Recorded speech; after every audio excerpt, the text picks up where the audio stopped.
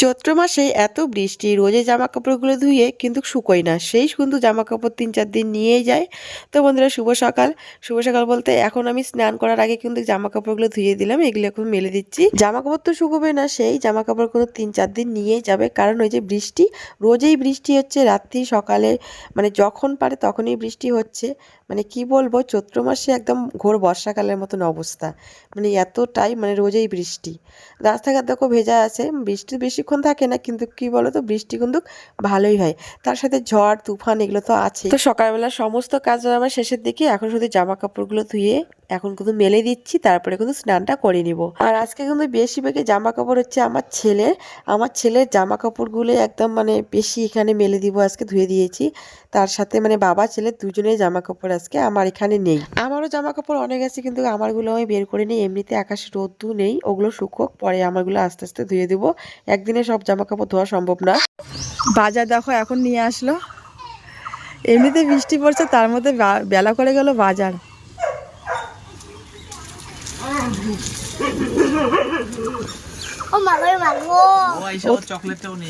দৌড়ায় গিয়ে ওর কাছে, ও তো কাজই এইটা, মাথা গরম হয়ে যাবে না, মানে বাজারে গেলে ওর জন্য কিছু আনতে হবে, তাই না?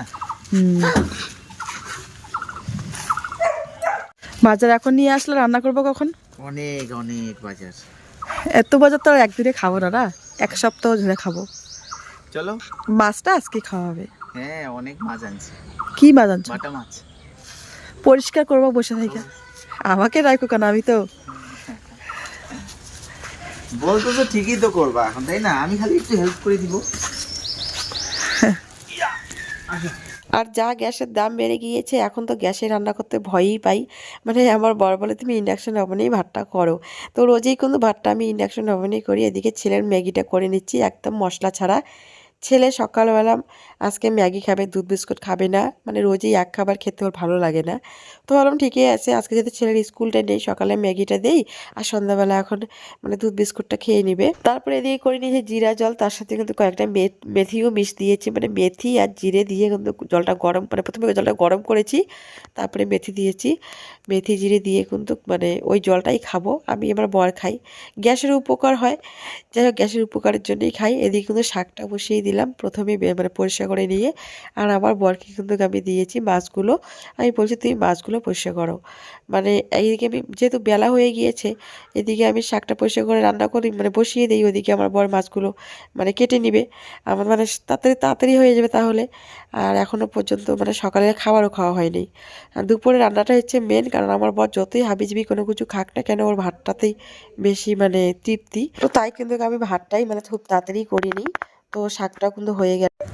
সকালবেলা এখন রুটি হচ্ছে, ও গিয়েছে বাজারে, আমি দুটো রুটি আলু ভাজা। তো এখন শাকটা বসিয়ে দিয়ে এখন রুটিটা খেয়ে নিচ্ছি। তারপর কিন্তু মাছ নিয়ে এসেছে, অনেকগুলো মাছ এনেছে, ওই মাছগুলো পরিষ্কার করতে হবে। তো ফটফট করে খেয়ে নিই, এখন না খেলে খাওয়ার হবে না।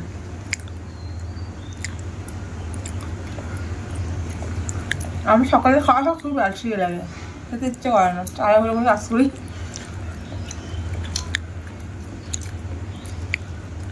তুমি কি করছো? ও গেছে বাগানে, মানে বাগানে বলতে কি দোলাতে গেছে, জমি, হ্যাঁ জমিগুলোতে গেছে, সরি আমি ভুল করে বললাম, ও জমিগুলোতে গেছে, গিয়ে দেখো আলু তুলে নিয়ে আসছে। দেখি কটা আলু নিয়ে এসেছ, দেখি। হ্যাঁ এই যে, ভালো করে বসো একটু, 3টা দেখো, 5-6টা আলু নিয়ে এসেছে, আর ও 5-6টা আলু নিয়ে এসেছে। এখন ওকে, আমার বাবাকে আমি ভিডিও করছি, ও বলছে আমাকে ভিডিও করো মা, আমি তো কাজ করছি অনেক। না তুমি কি করছো বলো তো একটু। আমি কাজ করছি। কি কাজ করছো? আলু তুলছি। আলু তুলছো? এই আলু দিয়ে কি হবে?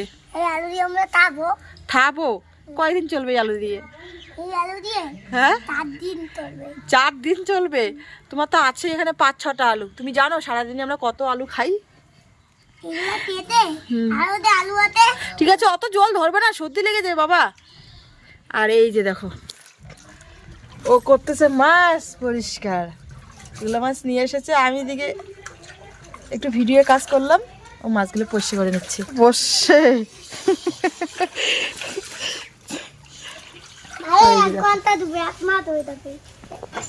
মানে কাজ নেই, অকাজ। দেখো দেখো দেখো, যাই, আমিও কাজ করি। আমার ছেলেকে যদি সারাদিন এই কাজগুলো করতে বলো সত্যিও সারাদিন করবে। মানে আমার ছেলে ঘষা, পরিষ্কার করা, ধোয়া এগুলো খুবই ভালোবাসে করতে। এমনকি যখন আমার মানে ঘরে আশেপাশে শ্যাওলা বা নীলি পড়ে তখন কিন্তু ও এই ব্রাশ দিয়ে ঘষতে চায়। আমাকে বলে মা ব্রাশ দাও, ও ঘষে দিবে। যাই হোক, এদিকে মাছগুলো ভাজা বসিয়ে দিয়ে কিন্তু এই আলুগুলো সিদ্ধ করে দিয়েছিলাম। এই আলুগুলো দিয়ে সিদ্ধ দিয়ে কিন্তু মাছের ঝোল ভালো লাগে, দেশি আলু তো মানে ঝোলটা একটু অন্যরকম স্বাদ হয়। আর আমার বড় খেতেও ভালোবাসে। আর আমার ছেলের কথা নাই বললাম, আমার ছেলে তো ঝাল তরকারি এমনিতেই খায় না, তবু খাইয়ে দেই। আমাদের ভালো লাগে খেতে। বড় আলু দিয়ে তরকারি একদমই খেতে ভালো লাগে না। এই ছোটো আলুগুলোর টেস্টটাই অন্যরকম। ভাজা হোক, ঝোল হোক, খেতে কিন্তু একটা অন্যরকম আলাদা স্বাদ।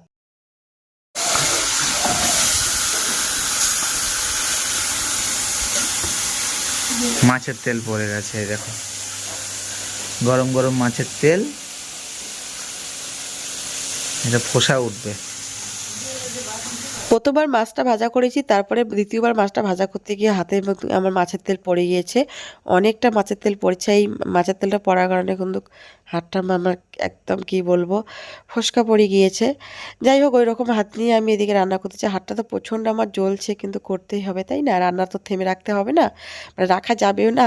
আমি রান্নাবান্না করব, আমার স্বামী সন্তানরা খাবে। আর এদিকে ছেলেকে পাঠিয়েছি, মানে রান্না করতে গিয়ে দেখি তেল শেষ।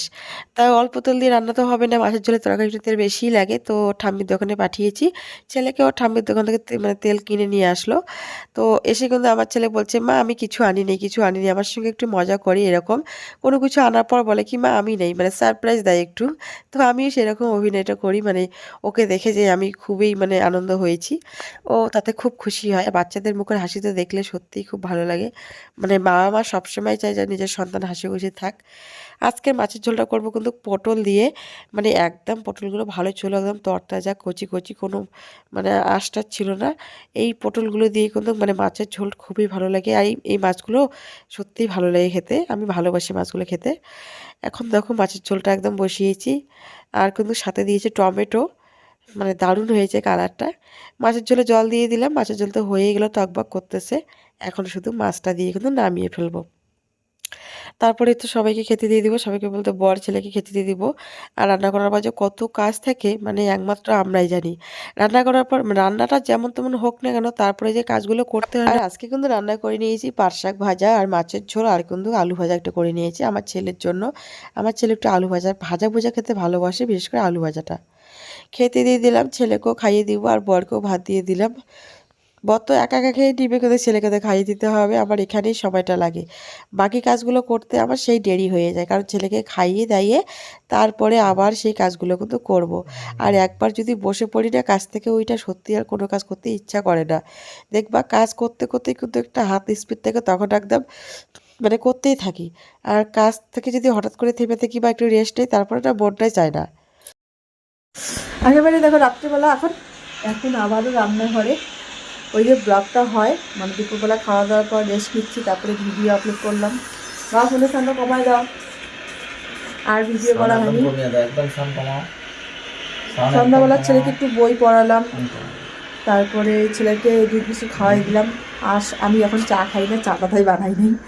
এখন ভাত করলাম, একটু একজনের আছে তো একটু ভাত করলাম। আর আমি আলু ছুলি, ওকে আলু ছুলতে দিয়েছি কালকের জন্য। ও কাজই করে, তা কাজ করবো না নিজের সংসারে কাজ। আর দেখো আমার ফুসকাটা কি অবস্থা হয়েছে, একদম জল হয়ে গেছে, একদম মানে কি অবস্থা হয়েছে দেখো। সম্পূর্ণ হাতটা তো অবস্থা মানে দাগ দাগ হয়ে গেছে, কিন্তু এইটা বেশি হয়েছে একদম। যাই হোক, এই হাত নিয়ে আমার কাজ করতে হবে। আমার বউয়ের হাতটা কালো হয়ে গেল পোষা করে। না আমার নাটক করতে হবে না, চুপ করো, তুমি কাজ করো। তো ওদেরকে খেতে দিয়ে দিব, তো দেখি ব্লগটা কতদূর কন্টিনিউ করতে পারবো। আর আমার এত ঠান্ডা লেগে গেছে, কালকে যে স্কুল আছে ছেলে, এই জন্য কিন্তু আজকে আমি আলু করলা কেটে রাখলাম, তারপরে আলুগুলো ছুলে রাখছি।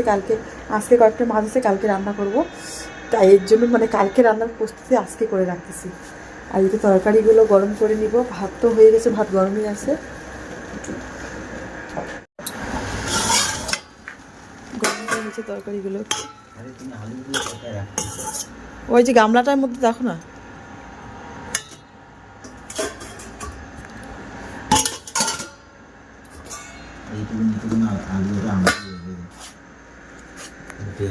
কি হয়? আর ছেলে দেখো গেম নিয়ে ব্যস্ত, ওকেও ভাত খাইয়ে দিব।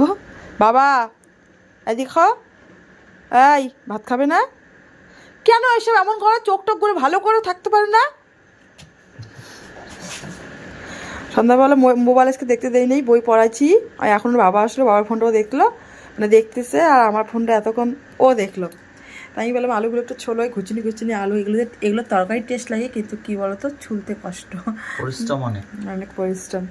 আজকে তো সিদ্ধ করে নিচ্ছি, কিন্তু কালকেও তো সিদ্ধ করবো না, একে তরকারি। তো বন্ধুরা ব্লগটাও আজকে এই পর্যন্ত, আর বাড়াইনি, দেখা হবে নতুন কোনো ব্লগে। তো টাটা।